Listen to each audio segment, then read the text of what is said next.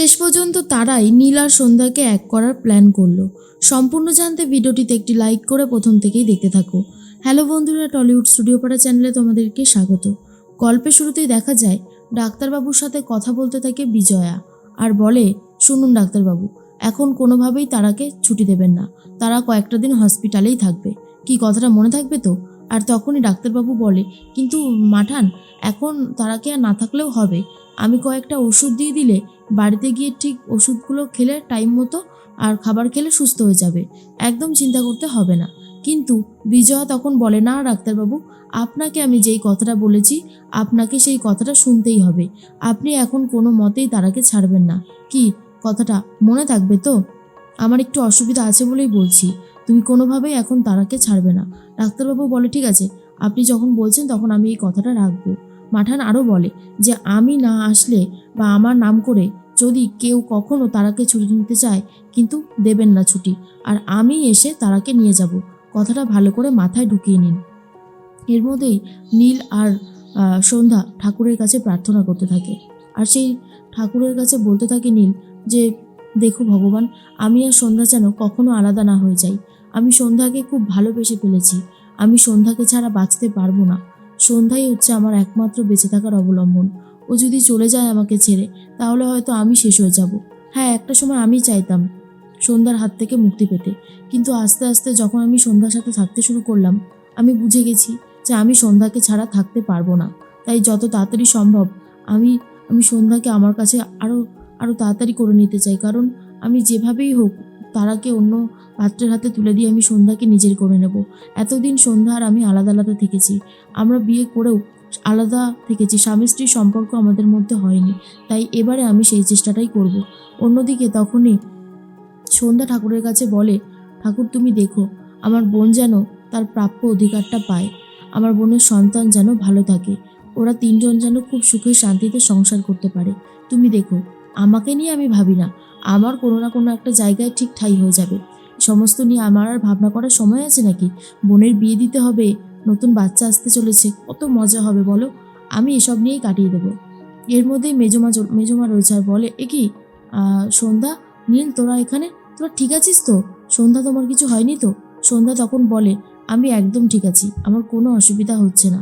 আর তখনই মেজমা বলে, জানো, তোমাকে খুঁজে না পেয়ে দিদির অবস্থা কি হয়েছিল? যাও, তোমরা বাড়ি যাও। এরপরে সন্ধ্যা বলে, হ্যাঁ, বাড়িতে তো যেতেই হবে, কিছু কিছু জিনিস রয়েছে না।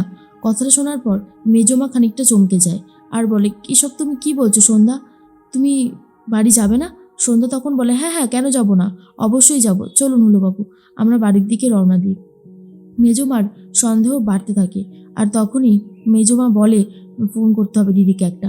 বিজয়াকে ফোন করেছে আর বলে, দিদি তুমি কোথায়? সন্ধ্যা আর নীল ফিরে এসেছে, মন্দিরে ওদেরকে দেখলাম।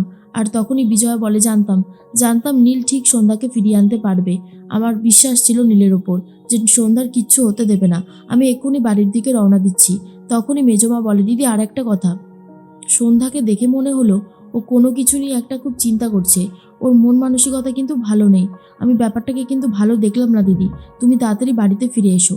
বিজয়া তখন বলে, হ্যাঁ, আমি যত তাড়াতাড়ি সম্ভব বাড়িতে ফিরে আসছি, আর কোনো অসুবিধা হবে না রে মেজো, আমি আসছি এক্ষুনি।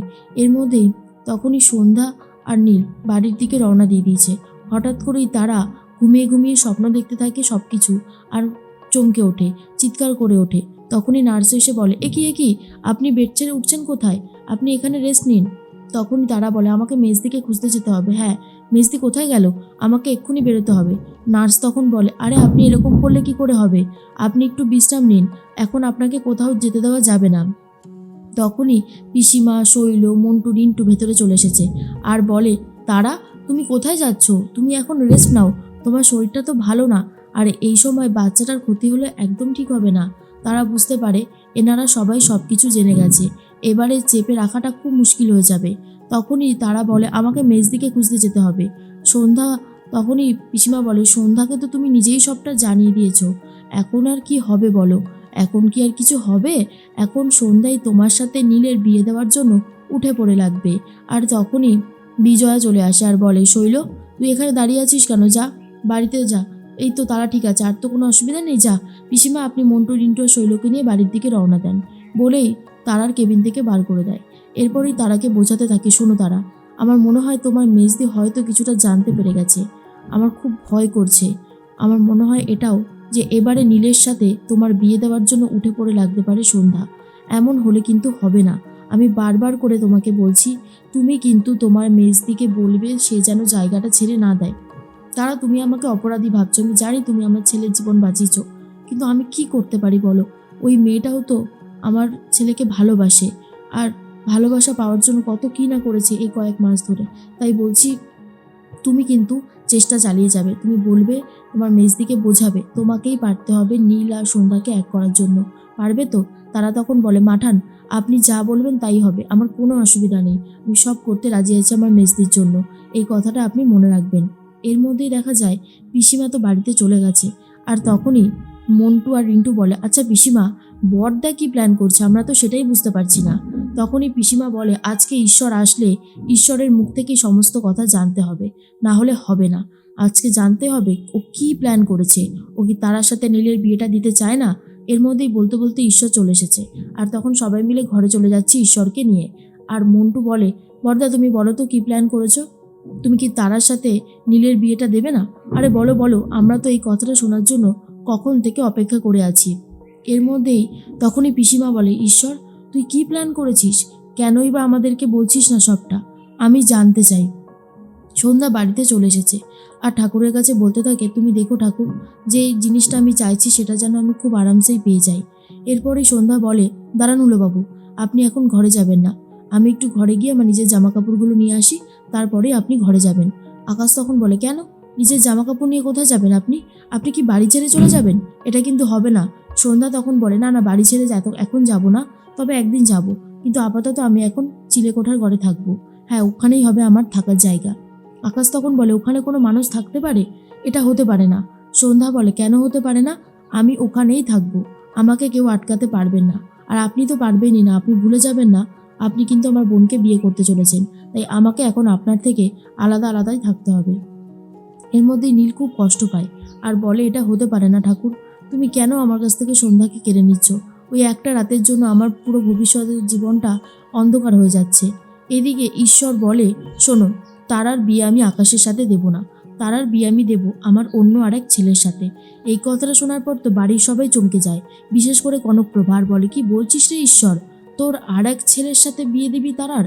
মানেটা ঠিক কি? ঈশ্বর বলে, আছে, ও তুমি বুঝবে না, সব কথা যদি সবাই বুঝে ফেলতো তাহলে তো হয়েই যেত। এর মধ্যেই আকাশ ঘরে গিয়ে নিজের জামা কাপড় আলাদা করতে শুরু করে। আর সন্ধ্যা তখন বলে, এ কি, আপনি জামা কাপড় গুছিয়ে কোথায় যাবেন? আকাশ তখন বলে, আমি চিলেকোঠার ঘরে থাকবো, আপনি এই ঘরে থাকবেন।